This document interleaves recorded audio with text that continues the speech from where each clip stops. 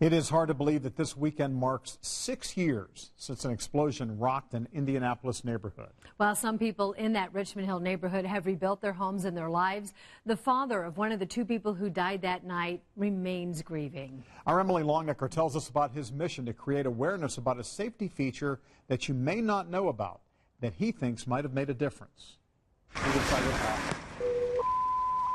7744 Lasala Boulevard. Explosion.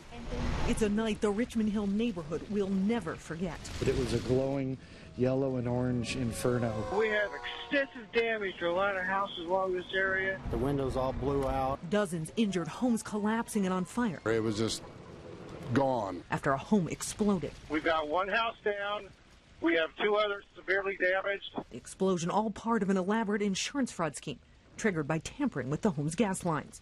In the house next door, 36-year-old Jennifer Longworth died in the blast. Her husband survived the explosion, but couldn't get out of the rubble.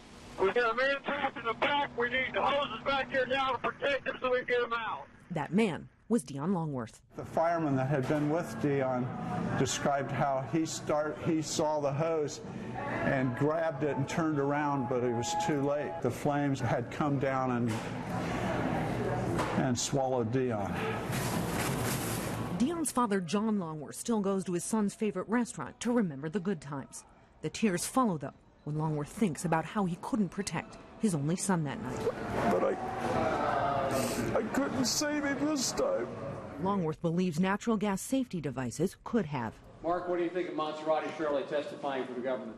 At the trial of Mark Leonard, the explosion's mastermind, one firefighter testified he couldn't get to Dion because he had to keep fighting flames reigniting from the home's natural gas. To think of this fellow that had the courage to think, well, I've got a suit on, I can get this hose back there to save this man, but because there was not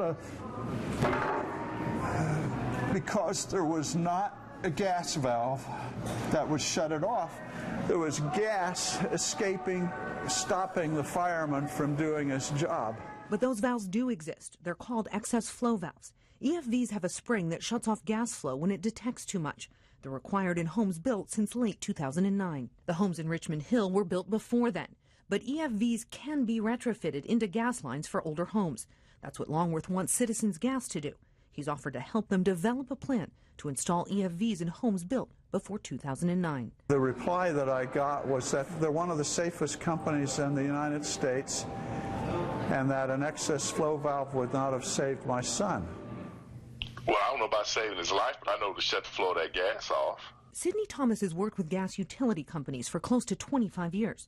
He lived in Warren Township at the time of the Richmond Hill explosion. I remember my house shaking. Thomas has studied the Richmond Hill case and believes the responsibility for what happened lies with the people who created the explosion. You look at an anomaly with a criminal act. But he doesn't dismiss Longworth's idea that an EFV could have stopped the gas that night. The excess flow valve would have shut the flow of that gas off after that pipe was severed. I know it cost some money to go back and retrofit, but how much is somebody's life worth? Citizens told Eyewitness News since 2003, even before federal regulations required them, they installed EFVs on their gas lines to all new homes.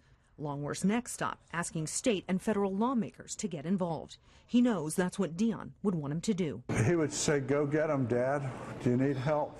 Emily Longnecker, Channel 13, Eyewitness News. Now, to retrofit your home with an EFV, it costs an average of $2,000.